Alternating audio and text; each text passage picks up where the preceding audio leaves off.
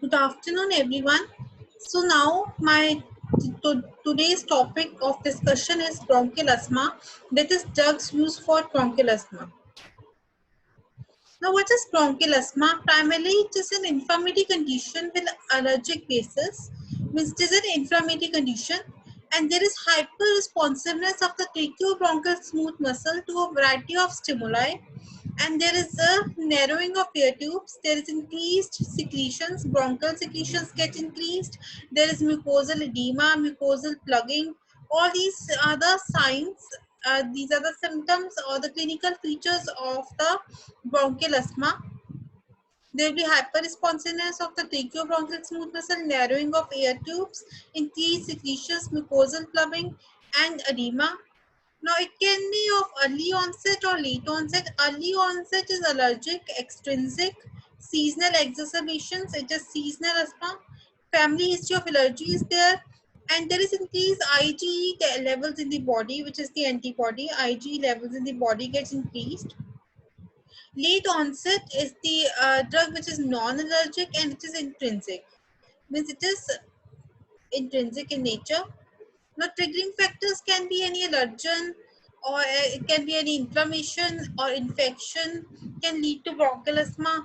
Irritants can lead to bronchial asthma, pollution and exposure to cold air, psychogenic and exercise. Exercise-induced asthma is there, psychogenic, uh, by psychology wise there can be asthma there can be there or exposure to cold air they can lead to asthma. These are all the triggering factors. Now, inflammatory cells involved in the causation of asthma are mast cells, macrophages, eosinophils, T lymphocytes, basophils. And mediators which are released by these inflammatory cells are histamine, leukotrienes. Histamine and leukotrienes are the main mediators, inflammatory mediators, which are responsible for various uh, pathophysiological changes in the tracheobronchial passages in the asthma. Prostaglandins, platelet activating factors, cytokines, growth factors. All these are released by these inflammatory mediators and they lead to the occurrence of bronchial asthma. The mast cells and inflammatory cells recruited as a result of initial reaction means the asthma basically is the type 1 type of the hypersensitivity reaction, and on the surface of mast cells whenever there is allergen exposed in the patient is exposed to allergen.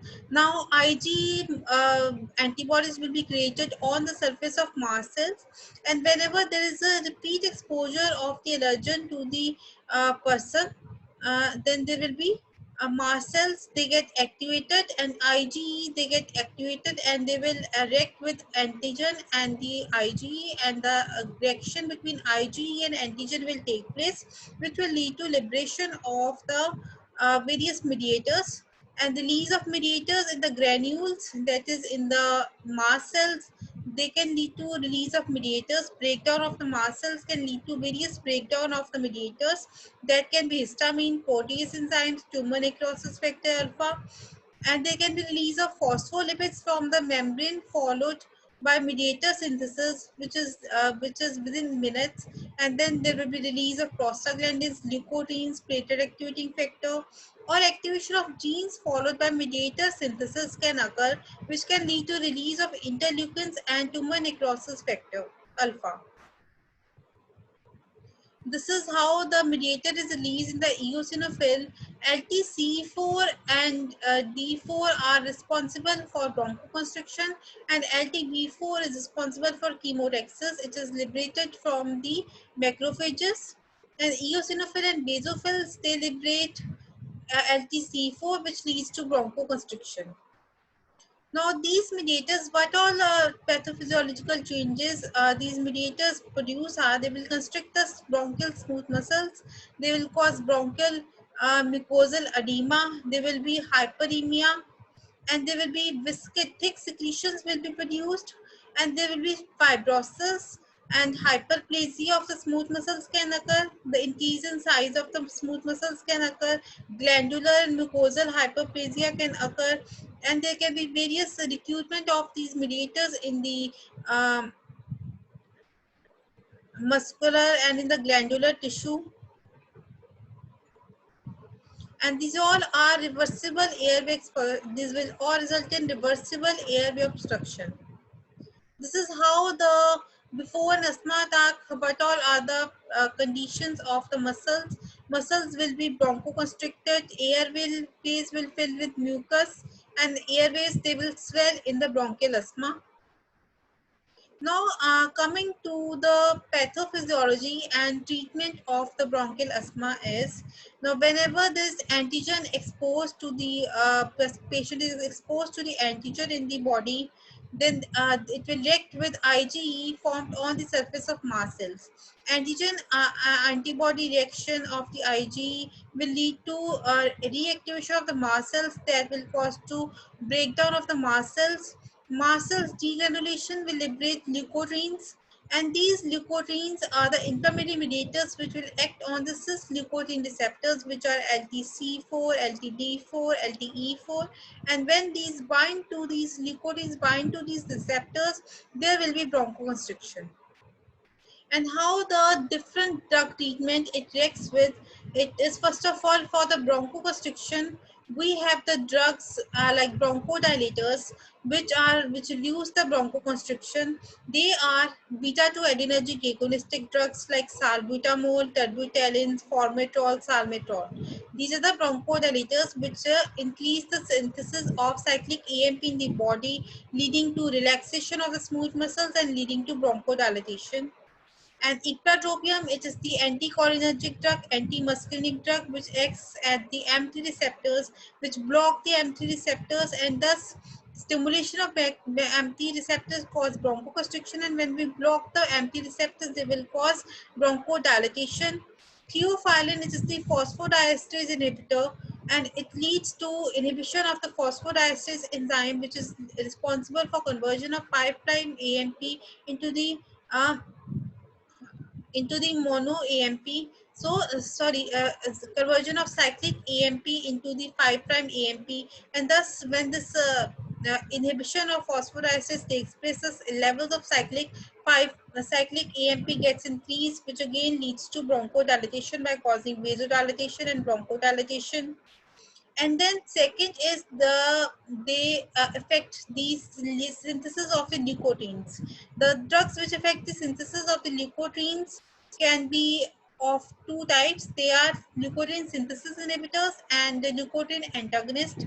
Nicotine synthesis inhibitors can be corticosteroids and xylitol. Corticosteroid is the drug which will inhibit the phospholipase A2 enzyme, and thus leading to stoppage of the synthesis of the nicotines.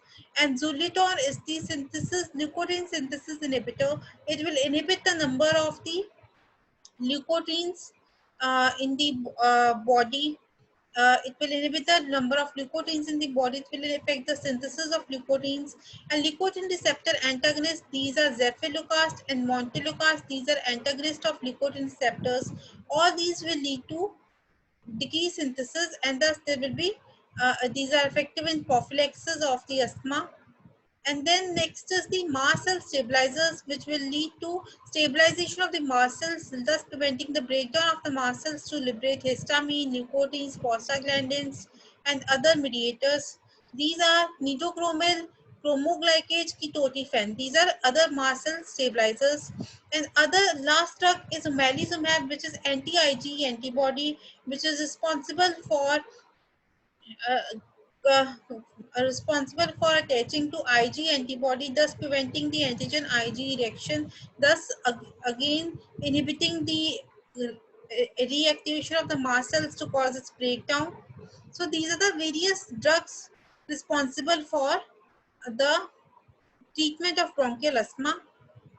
Now these are how linoleic acid gets converted to recitonic acid, and these by the phospholipase A2, and this is inhibited by the glucocorticoids phospholipase A2, and thus the nicotine and prostaglandin synthesis is inhibited. And lipooxygenase enzyme is inhibited by the Zuliton, which is the lipooxygen synthesis inhibitor, and leukotrienes will act at these LTC4, B4, A4, D4 receptors, and the leukotriene antagonists like Zefilocast and Montelukast can act at these receptors. Now these are the rescue treatment that is for the acute attack of asthma. We give bronchodilators like sympathomimetics or beta-2-adrenergic drugs like salmeterol, terbutarin, formoterol, salmeterol, methylxanthines that is phosphodiesterase inhibitors are theophylline, aminophylline, anticholinergics that is muscarinic receptor antagonists are ipratropium and tiotropium. Preventive, that is for the prophylaxis of the asthma, we have the drugs like corticosteroids, which are hydrocortisone, prednisolone. These are the systemic drugs, and inhalations can be beclomethasone, budesonide, fluticasone, cyclosinide, mometazone. These are the other drugs used for the treatment of the bronchial asthma. Mast cell stabilizers can be sodium chromoglycate, nitochromyl, ketotifen, and leukotriene inhibitors or the synthesis inhibitors or antagonists can be montelukast, cefalukast, and Zolitol. Others can be antihistaminics, which can be used, and omalizumab, which is the IgE blocker, which is used in severe allergic asthma that does not respond to other drugs. Now next is again the classification. I have completed. Now the individual drugs which I will discuss will be beta-2 agonistic. These I have already told you, this is the mechanism of action of the beta-2 adrenergic agonistic drug. There will be stimulation of the beta receptor leading to increased synthesis of the cyclic AMP in the bronchial smooth muscle, leading to relaxation of the smooth muscles and leading to bronchodilation. And this is the bronchodilation, produces dilatation within 5 minutes. Duration is 2 to 4 hours. It is used for the treatment of acute attack of the asthma. It is not used for prophylaxis. It can be given by oral, IM, subcutaneous, or by inhalational use route. And this is available as meter dose inhaler solution for nebulization. Meter dose inhaler or nebulizers can be given. They can give the salbutamol to them. Now, adverse effects of the salbutamol is now other drugs which I will discuss are terbutaline and salmeterol and formoterol. Salbutamol and terbutaline are short-acting drugs. These are fast-acting, short and fast-acting drugs used for the acute attack of asthma. Formoterol and salmeterol, these are longer-acting drugs. But formoterol is fast-acting drug, so it can be used for the acute attack of asthma. But salmeterol, it is longer acting, but it is slow acting also, so it can be used in the prophylaxis of the asthma. And the adverse effects will be that tremors, they will lead to stimulation of beta-2 receptors leading to tremors, which is the most common side effect seen. And there can be tachycardia and palpitations at the high doses, because at high doses beta-1 receptors also get stimulated in addition to beta-2 receptors.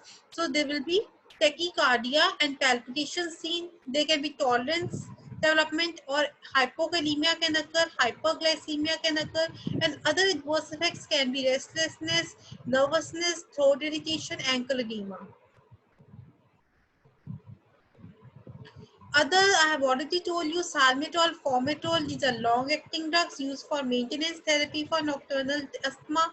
And formoterol is similar to salmeterol, but is having faster action, onset of action, so it can be used in the acute attack of asthma. Now, theophylline, which is the phosphodiesterase inhibitor, it is the also it releases calcium ions from sarcoplasmic reticulum, especially in cardiac and skeletal muscles. So it is cardiac stimulant also. And inhibition of phosphodiesterase enzyme will lead to stoppage of production of 5' AMP and increased levels of the cyclic AMP and cyclic GMP, which will lead to bronchodilation and vasodilator action. And blockage of adenosine receptors will lead to bronchodilation, and there can be diuresis and arrhythmias are the side effects with blockage of the adenosine receptors.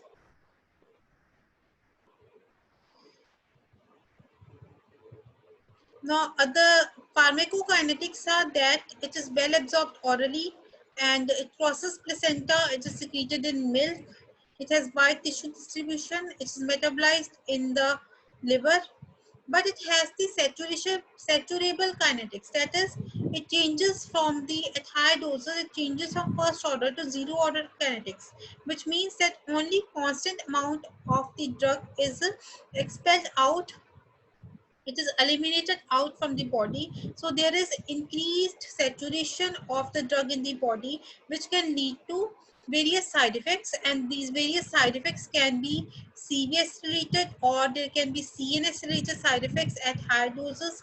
CVS related are that there can be arrhythmias, tachycardia, palpitations, and low doses can lead to uh,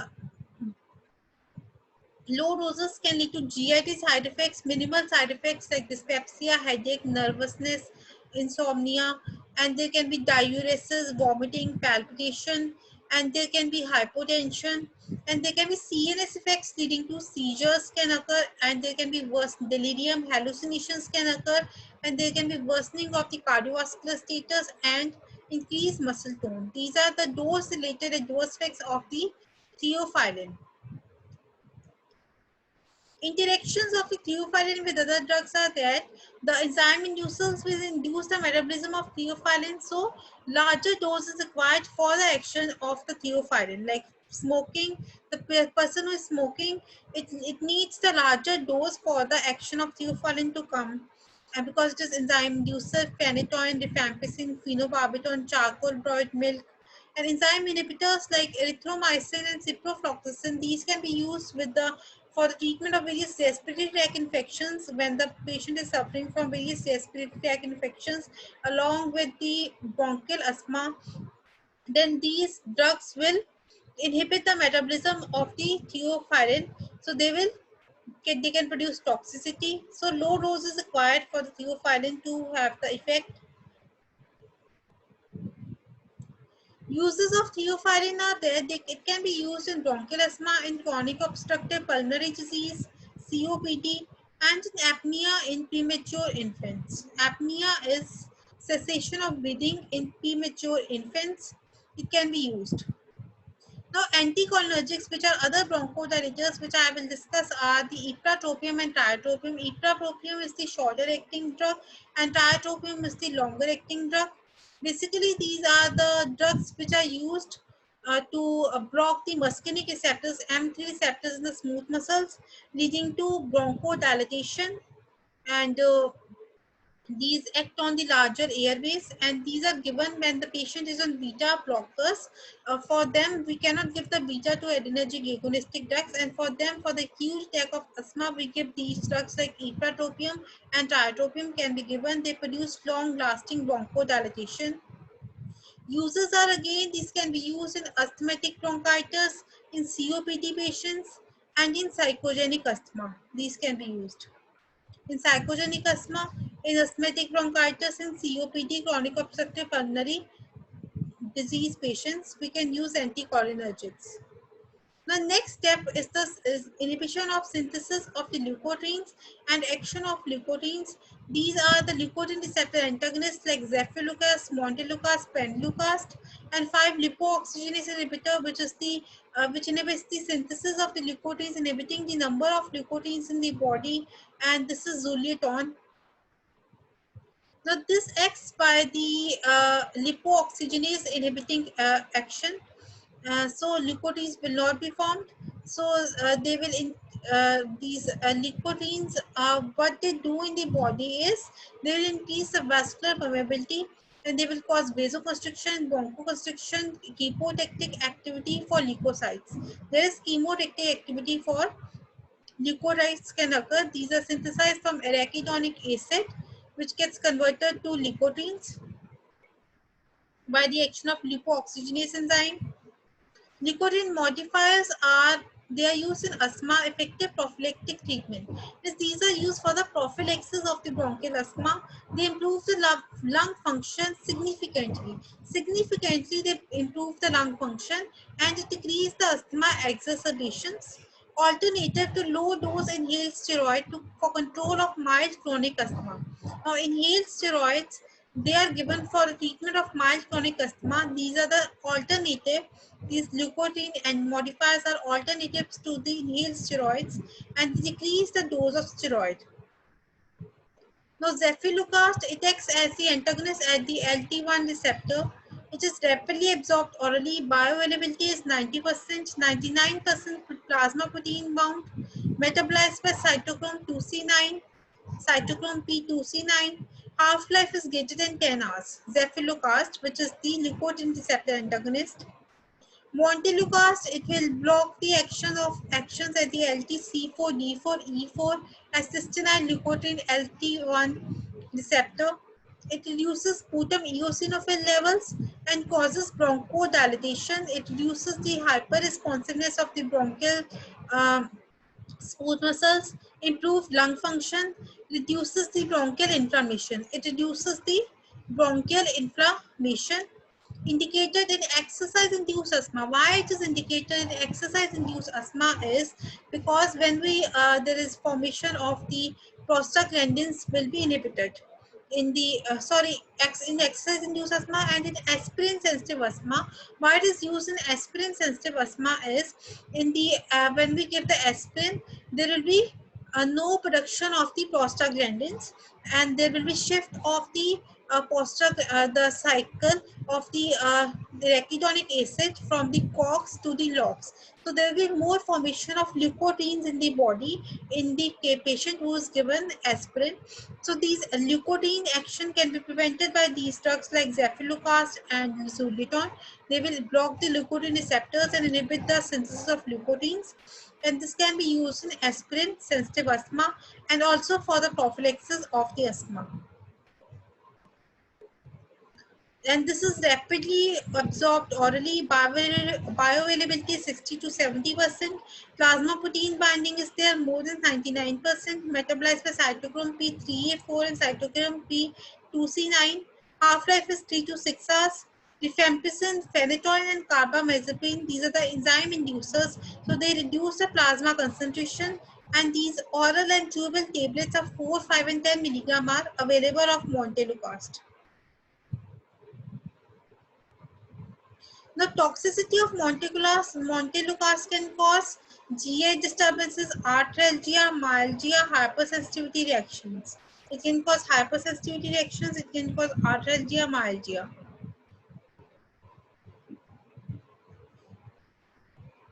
Now, Zuliton, it is an inhibitor of 5-lipooxygenase. It inhibits the formation of LTB4, LTA4, action of the leukotrienes on these receptors. Plasma protein binding 93%. Extensive metabolized by cytochrome P450 isoenzymes, short acting drug. It increases the theophylline and warfarin concentration. Oral dose is the 600 milligram for 6 hourly for 14 days. Now, mast cell stabilizers are the sodium chromoglycolate, metochromyl sodium, and ketotifen. These are the mast cell stabilizers. These stabilize the mast cells, leading to inhibition of release of the mast cells. They inhibit the degranulation of the mast cells, release of the mediators like histamine, leukotrienes, platelet activating factor, interleukins. This is inhibited. Chemotaxis of inflammatory cells is also inhibited. Hyperactivity, bronchial hyperactivity is also reduced.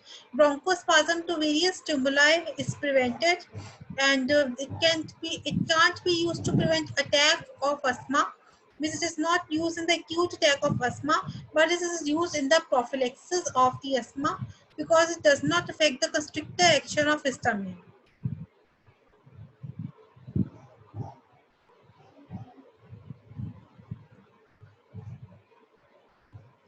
Now this sodium chromoglycate, it is not absorbed orally. It is absorbed as the aerosol. It is given as the inhalational route through the meter dose inhaler. Only a small fraction is absorbed systemically. Rest of the portion is rapidly excreted unchanged in urine and bile. Ketotifen, it is absorbed orally. It is absorbed orally. Its bioavailability is 50%. It is largely metabolized. Plasma half-life is 20 to 22 hours. Adverse effects of the mast cell stabilizers can be bronchospasm, throat irritation, cough, headache, dizziness, arthralgia, rashes, dysuria can occur. Difficulty in urination can occur. There can be arthralgia, dizziness can occur, headache, cough, throat irritation. Now, corticosteroids inhibit the phospholipase A2. So, phospholipids do not get converted to arachidonic acid. So, the pathway of formation of leukotrienes is inhibited. And the systemic corticosteroids can be prednisolone, beclomethasone, betazone, betamethasone, hydrocortisone, and inhalational corticosteroids. These can be given, mostly the corticosteroids when they're given, firstly the inhalational corticosteroids are given for the prevention of the prophylaxis or for the acute attack of the asthma. There is beclomethasone, budesonide, fluticasone, cyclosinide, mometazone, flunisolide. These are the drugs which can be used as the inhalational corticosteroids. And these inhalational corticosteroids, they have the side effect that they can cause oropharyngeal candidiasis. When the corticosteroids are inhaled in the body, 95% of the drug, it gets deposited in the bronchial tissue and in the pharyngeal mucosa and in the bronchioles and in the trachea. And when it is when it is concentrated in the pharyngeal mucosa, it can lead to oropharyngeal candidiasis because corticosteroids are known to cause immunosuppressant action. So there can be various infections in the pharyngeal mucosa leading to uh, oropharyngeal candidiasis. This can be prevented by the repeated gargling, and when oropharyngeal candidiasis has occurred, it can be treated by topical nystatin. Systemic drugs are given as short course during exacerbations. When there is exacerbations of asthma, we can give the systemic drugs. When inhalation corticosteroids do not, they are not effective, and these have gained status as primary agents for chronic treatment of asthma. For the chronic treatment of asthma, inhalational agents are being used. Now, status asthmaticus. Treatment of status asthmaticus is humidified oxygen we have to give. Then we have to give nebulized salbutamol 5 milligram repeated in 15 minutes, which is beta-2-adrenergic agonist. Systemic corticosteroid hydrocortisone 200 milligram IV 4 hourly is given. Assisted respiration if needed. Antimicrobials can be given to treat the infection, underlying infection if needed. And correct the dehydration and acidosis. We have to correct the dehydration by giving IV fluids, and by giving sodium bicarbonate infusion, we can correct the acidosis. Salbutamol and terbutaline can be given IM or subcutaneously if required. And ipratropium can also be given, which is the anticholinergic drug. Inhalational therapy. What are the advantages of the inhalational therapy for the treatment of bronchial asthma? They are having negligible side effects, systemic side effects, access to large surface of the lungs. Means topical administration is there, local administration is there. There is access to large surface area of the lungs. There is instantaneous absorption of the drug from the lungs. It avoids the hepatic first pass loss, that is first pass metabolism is avoided, and local application at the desired site of action in pulmonary disease is obtained. Okay, so now that's all for bronchial asthma. I hope you understood, and happy learning. Thank you.